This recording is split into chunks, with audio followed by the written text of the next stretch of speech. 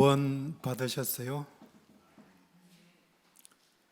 구원받음에 대한 확신이 있으세요?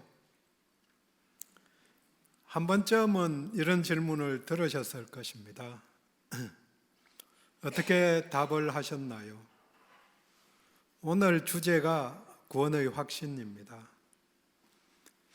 아시는 대로 예수 그리스도를 구세주와 주님으로 믿으면 구원을 받습니다.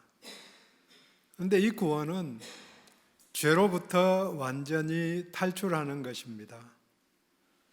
죄로부터 탈출해서 하나님께 순종하고 또 하나님의 영광을 나타내는 상태를 구원이라고 이야기합니다. 구원을 받았기 때문에 하나님 나라의 백성 되고 또 하나님의 자녀가 되고 영생을 받은 것입니다. 그래서 이 구원은 현재적이고 또 내세적이고 또 종말론적이라고 표현을 합니다. 현세적이기 때문에 이미 구원을 받아서 하나님의 자녀가 되었고 하나님 나라에 소속된 것입니다. 내세적이라는 것은 아직 이 땅에서 그 나라를 완전히 누리지 못하고 죽음 이후에 누린다는 말입니다. 마지막으로 종말론적이라는 것은 예수님이 다시 오시면 새로운 세상이 완성된다는 말입니다.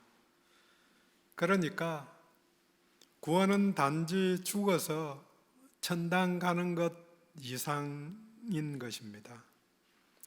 이제 오늘 죽어도 천국에서 하나님을 만나게 될 것을 확신하십니까? 이런 질문은 구원에 대한 한 면, 내세적인 면만 질문한 것으로 현세적이고 또 종말론적인 상황을 무시한 것입니다. 그래도 한 면이라도 들어있으니까 답을 할 수 있습니다.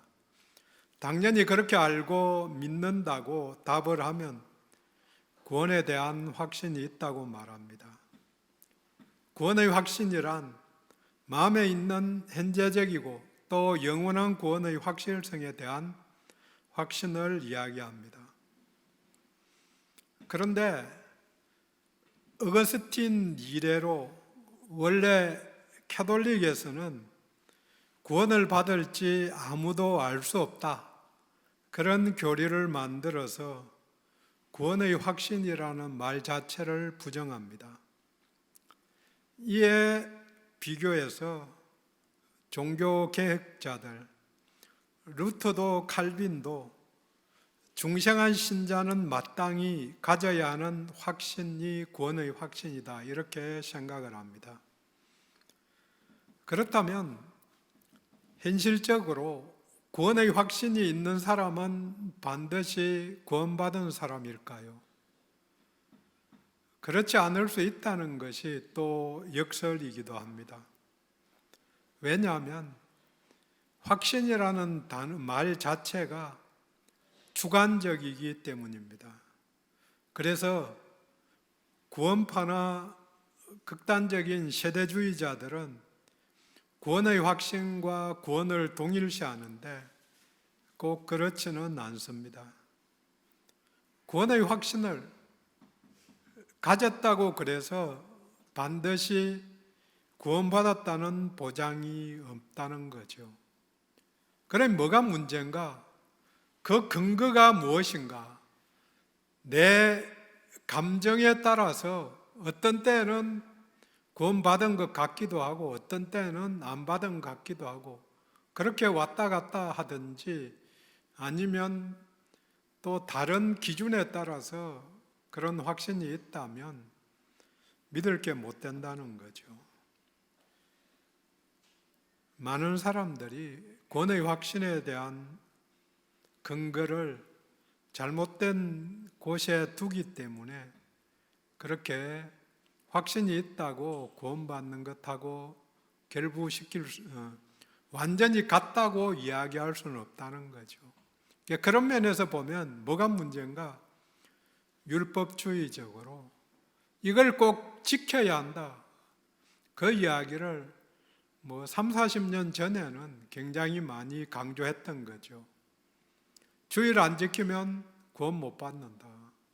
그렇게 율법주의적이고 형식주의, 신비주의 단어들은 좀 복잡한데요. 영지주의자들. 그래서 그 근거들을 자신의 행위, 또 종교생활, 감정, 지식 등의 근거에서 확신을 가질 수가 있는데 이것을 확신이라고 그러지 않고 소신이라는 거죠. 내 생각에는 애들도 그런 이야기 많이 쓰는데요. 내 생각에는 이게 옳다. 그렇게 해서 확신을 갖는다고 그래서 바로 연결할 수 없다는 거죠.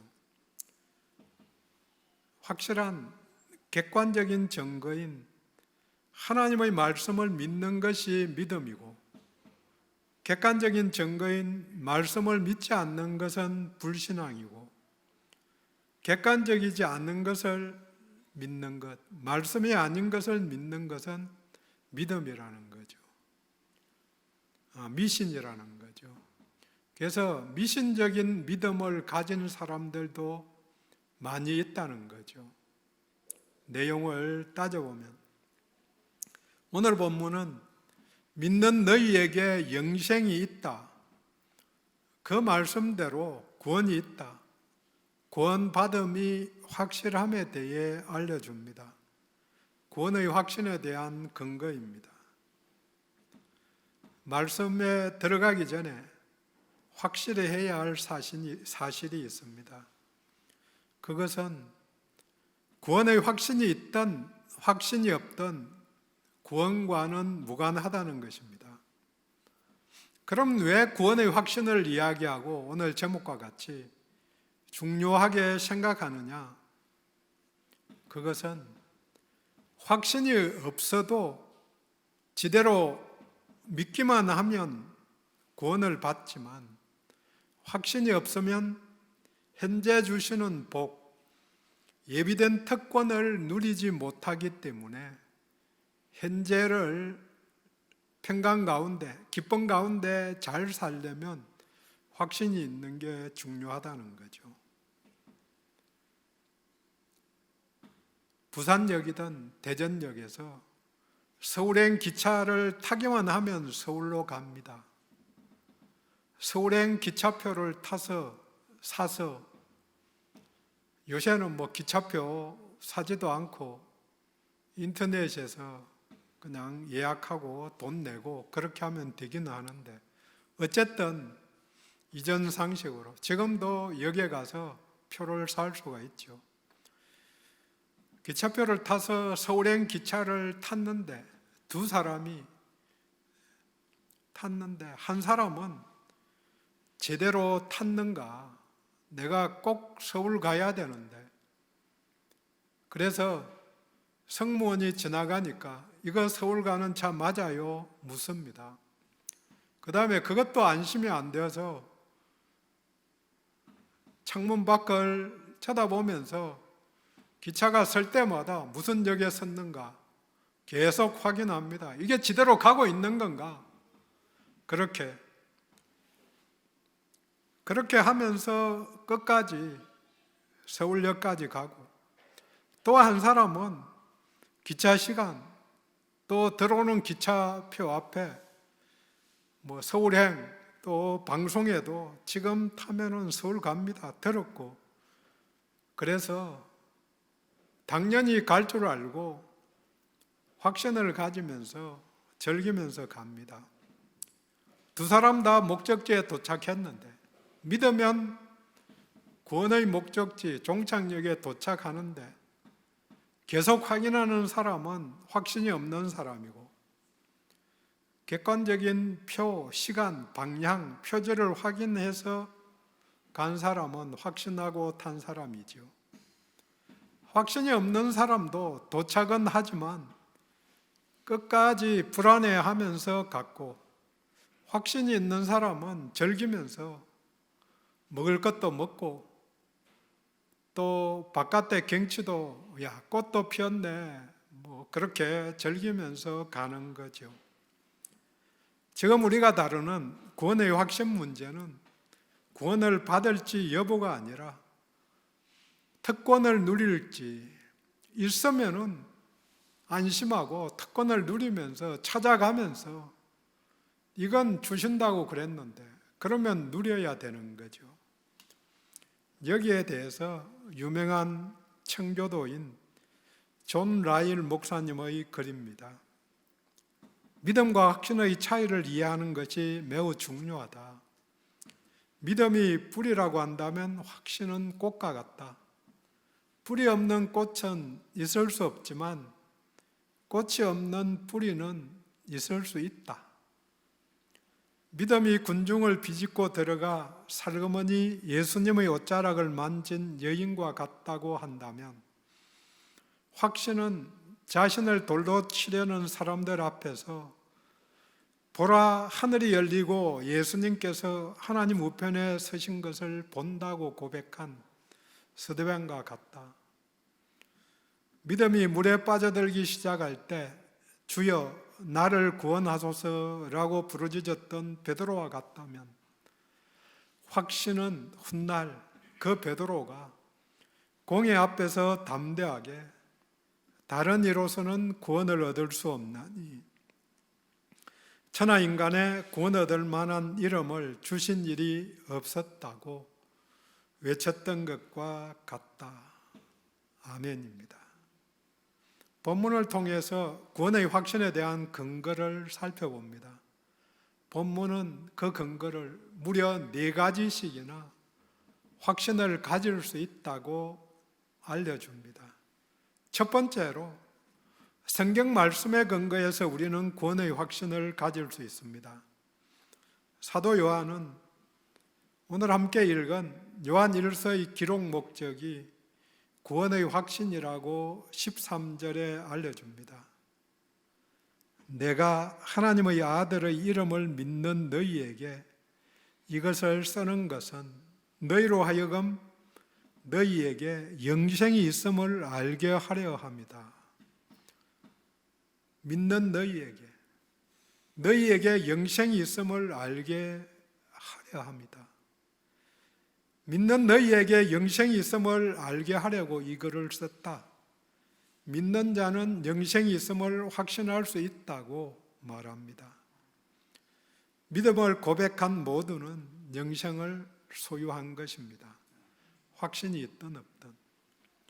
여기에 대비해서 복음서는 그 기록 목적이 믿고 구원을 얻게 하려는 것이라고 사도 요한은 말합니다.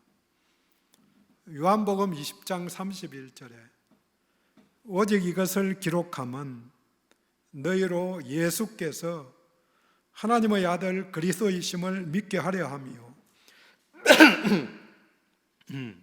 또 너희로 믿고 그 이름을 힘입어 생명을 얻게 하려 함이니라. 믿게 하려 합니다. 믿고 예수 이름을 힘입어 생명을 얻게 하려는 것이다. 결국은 성경을 하나님께서 우리에게 주신 목적은 2가지로 생각할 수 있습니다. 하나는 예수 그리스도께서 하나님의 아들이라는 진리를 믿으라는 권면이고, 다른 하나는 예수 그리스도를 믿는 자는 영생이 있다는 약속입니다. 둘을 한 가지로 말하면 예수 그리스도입니다. 불신자들에게는 예수님의 행적을 통해서 우리 예수가 하나님의 아들이고 그리스도이심을 믿어야 한다. 그렇게 복음서는 끊임없이 전합니다. 그 다음 믿은 그들에게 서신서는 믿고 신앙생활을 하고 있는 성도들을 격려하기 위해서 너희에게 영생이 있다. 그러니까 고난을 감당할 수 있다고 격려하는 서신입니다. 글을 읽을 때 기록한 목적을 잘 알아야 합니다. 그래야 저자가 전하기를 원하는 내용을 파악할 수 있기 때문입니다. 그런데 또 생각해 보면 단지 그들에게 영생이 있다는 것을 알게 하려는 것이 목적이라니 뭔가 아쉬움이 있습니다. 그것을 아는 것이 현재 내게 무슨 유익이 있는가 하는 것입니다. 그렇게 생각해 보면 한 걸음 더 나갈 수 있습니다. 안다는 것은 그로 인해 주어지는 혜택을 누릴 수 있다는 것입니다. 경험적으로 알고 풍성히 누리게 하려는 것이 목적입니다. 아무리 좋은 것이 택배가 문 앞까지 와 있어도 제가 자주 드는 예입니다. 내가 문 열고 그걸 받아들여야지. 받아들이는 것까지 내가 보니까 이거 좋은 거네. 그래서 택배 상자 문 열고 물건이 맞나 확인해 보고 오케이. 그까지만 하는 사람도 있거든요. 그런데 먹을 거면 먹어봐야죠. 또 안막이면 안마를 해봐야 누리는 건데 그냥 좋은 거 주셨으니까 누가 거기에 만족하라는 것이 아니라는 거죠. 이런 누림의 의미를 생각하면 영생의 의미를 다시 한번 생각해 봐야 될 필요가 있습니다. 그냥 영생 그러면은 영원한 생명인데 시간적인 지속성을 말하는 것이 아니라는 거죠. 물론 의미적으로는 영원 이런 단어가 들어있지만 더 중요한 초점은 생명에 있다는 거죠. 감옥에서 천년만년 산다면 오래 사는 것이기는 하지만 그렇게 긴 시간 자체가 의미가 없는 거죠. 영생은 영원한 존재인 하나님 안에 하나님과 교제하면서 함께 사는 것, 친밀한 관계, 사귐을 누리는 것이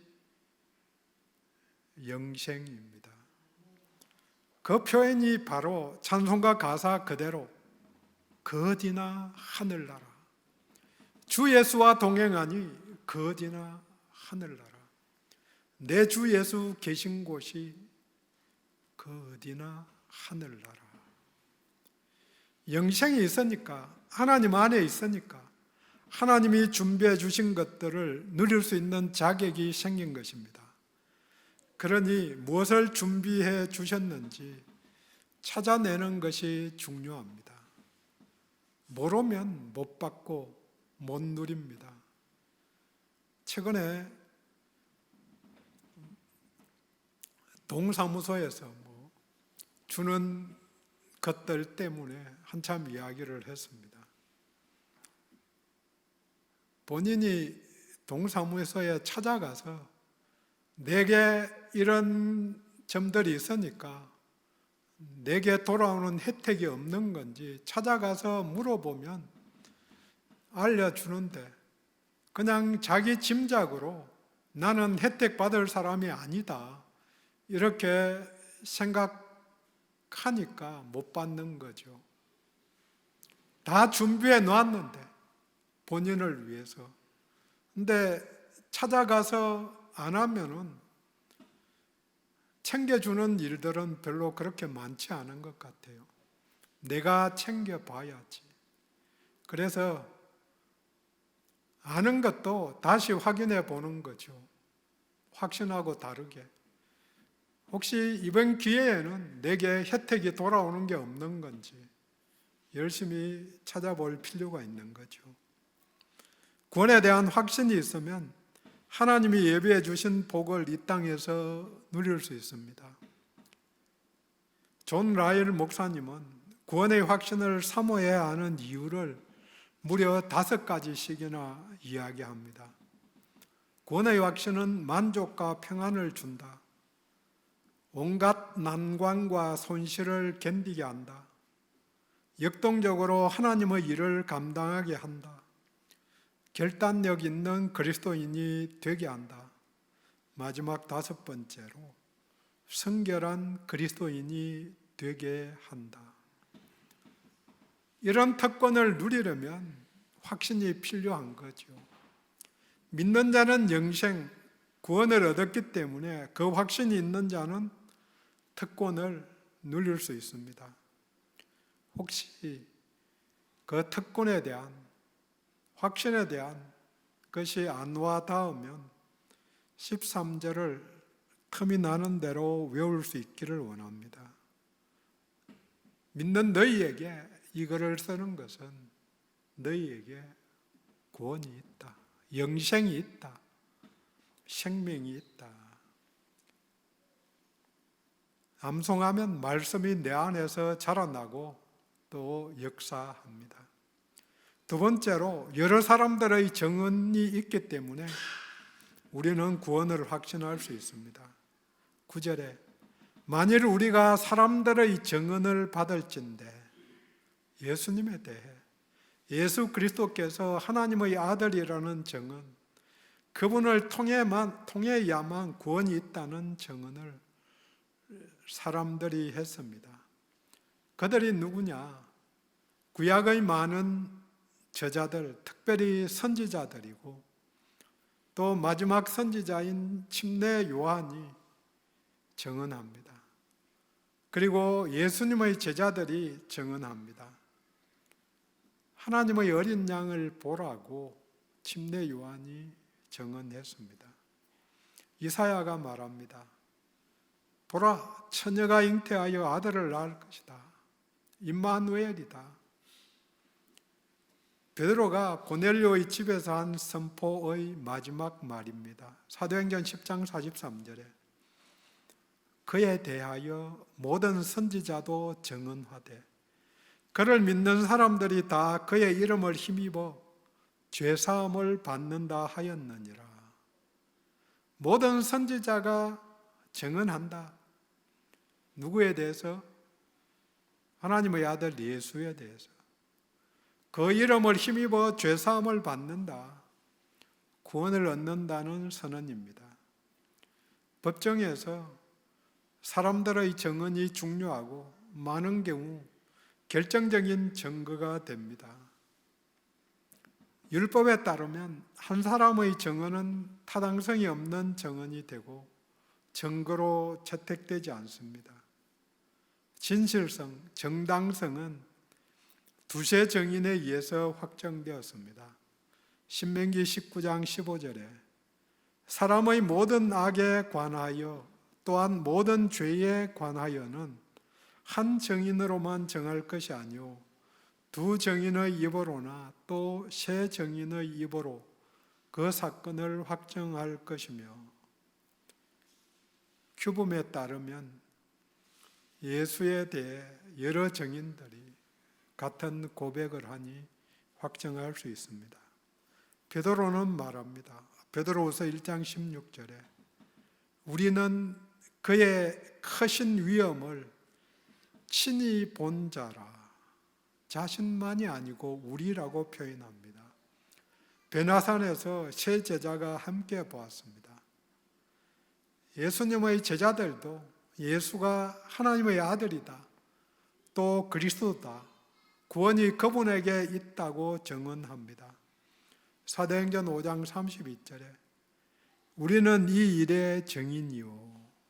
그러한 증인들이기 때문에 그들은 확신하고 전했고 듣는 우리도 확신할 수 있습니다. 확신이 있어야 주신 믿는 자, 하나님이 그 자녀들에게 주시는 특권을 누릴 수 있습니다.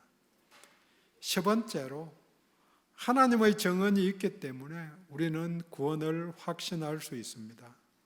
9절에 만일 우리가 사람들의 정언을 받을진대 하나님의 증거가 더욱 크도다.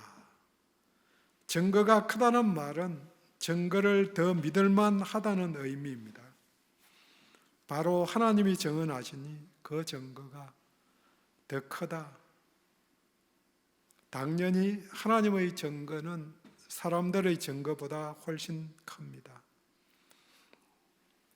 두세 증인에 의해 정당화되고 사람들의 증언을 받는다면 하나님의 증거는 더 믿을 수 있다고 사도 요한이 설명한 것입니다.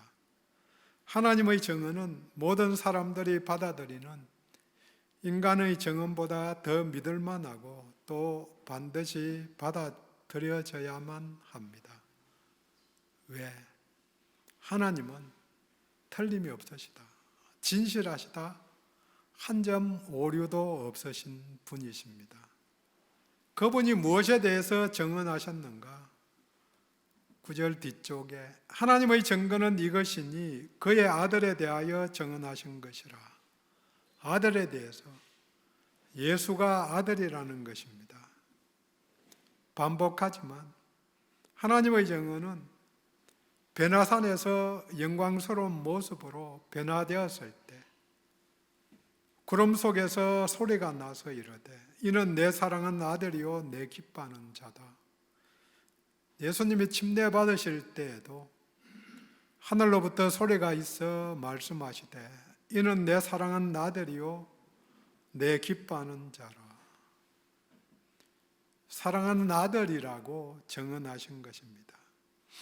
여기에 하나님의 증언이 본문 11절로 이어집니다. 또 증거는 이것이니 하나님이 우리에게 영생을 주신 것과 이 생명이 그의 아들 안에 있는 것이다. 12절 아들이 있는 자에게는 생명이 있고 하나님의 아들이 없는 자에게는 생명이 없느니라. 아들 예수 안에 영생이 있습니다. 영생이 아들 예수를 통해서 믿는 자녀들에게 옵니다. 다른 길은 없습니다. 예수가 생명입니다. 또 영생은 예수 그리스도를 아는 것입니다. 그러니 아들 예수를 통해서만 영생이 옵니다. 이것이 하나님이 예수에 대해 증언하신 결과입니다. 하나님은 아들을 통해서 모든 충만한 생명을 받는 것을 가능하게 하신 것입니다. 하나님이 증언하신 것이니까 당연히 믿어야 합니다. 믿고 신앙을 고백한 모두를 하나님이 복 주십니다. 하나님의 증언이니 확신하셔도 됩니다. 네 번째 마지막으로 믿는 각자에게 주관적인 증거가 있기 때문에 우리는 구원을 확신할 수 있습니다. 아무리 객관적인 증거가 있어도 요즘 인터넷에서 워낙 거짓들이 난무하니까 진짜인 것도 있지만 가짜도, 그래서 이런저런 이야기들이 속지 말라고 이야기들이 있지요. 그런데 객관적인 증거가 있어도 성경이 다른 사람들이 심지어 하나님이 증언해도 주관적으로 내적으로 스스로가 증거를 확보하기 못하면 확신하기 힘든 것이 당연합니다. 근데 본문은 내적인 증거가 주어진다고 말합니다.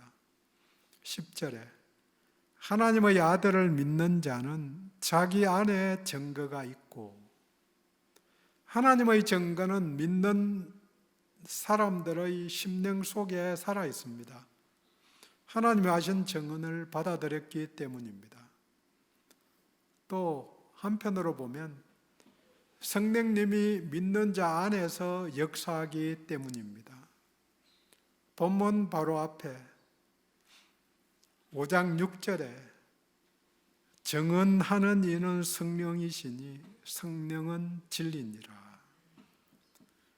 우리가 믿음을 고백하지만 출발은 하나님의 객관적인 증언이고 또 성령님의 내적인 증언입니다. 하나님의 증언을 받아들이면 자신이 믿는 바가 실제로 참이라는 내적 확신을 가지게 됩니다. 바울은 로마서 8장 16절에 성령이 친히 우리 영과 더불어 우리가 하나님의 자녀인 것을 증언하시나니 성령님이 친히 또 우리 영과 더불어서 증언하십니다. 내가 하는 증언이 곧 성령님이 도우신 증언입니다. 죄된 우리의 심성으로는, 우리 독단으로는 그렇게 신앙 고백도 못하고 확신도 가지기 힘들 수가 있기 때문입니다. 이에 반해서 의도적인 불신은 죄입니다. 10절, 하나님을 믿지 아니하는 자는 하나님을 거짓말하는 자로 만드나니, 이는 하나님께서 그 아들에 대하여 증언하신 증거를 믿지 아니하였습니다. 사람들이 말한 진실은 믿으면서 사람보다 훨씬 더 믿을 수 있는 하나님을 신뢰하지 않는 자는, 받아들이지 않는 자는 하나님을 거짓말쟁이로 만드는 것입니다. 그러니 당연히 죄입니다.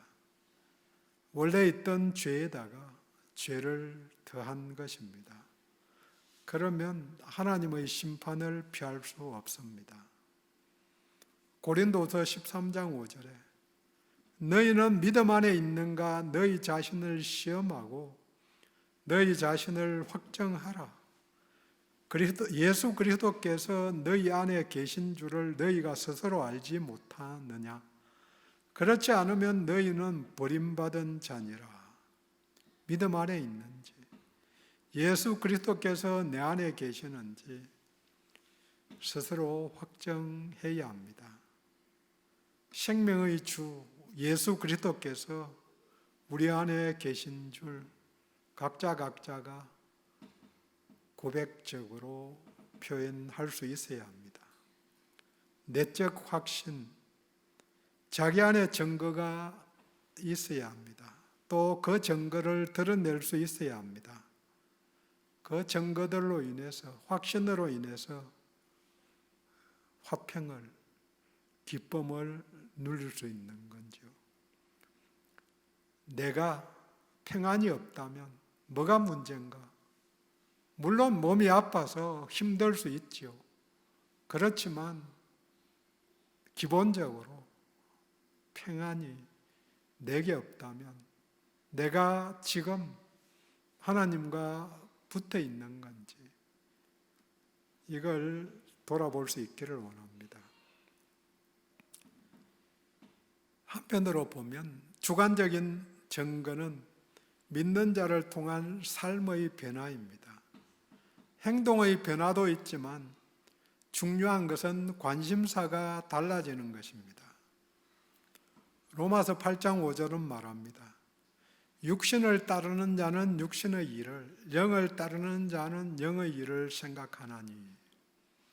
믿는 자, 성령의 인도를 받는 자는 영의 일을 생각합니다. 영의 일을 추구하는 거죠. 설령 행동으로 옮기지 못할 때가 분명히 있죠. 누구나.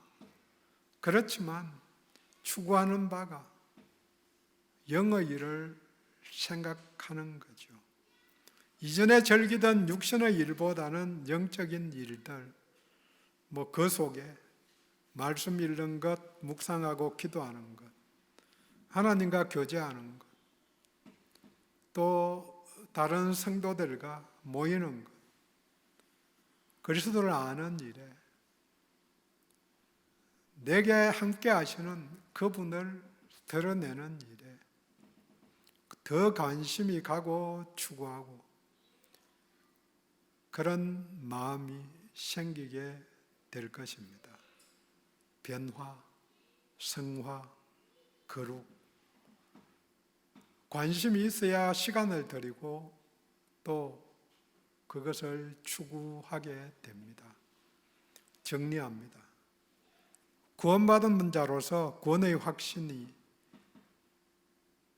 누림에 중요한 역할을 합니다.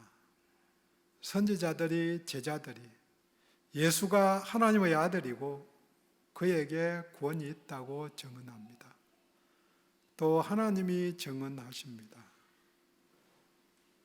그리고 믿는 자들은 내적인 확신이 주어집니다. 결정적으로 성경이 증언합니다. 13절은 선포합니다. 하나님의 아들 예수의 이름을 믿는 너희에게 영생이 있다. 이 확신이 하나님의 자녀로서 자긍심을 갖고 이 땅에서 승리자로 살아낼 수 있게 도웁니다. 나이가 많아도 우리는 고아가 아니고 하나님의 자녀입니다. 기도합니다.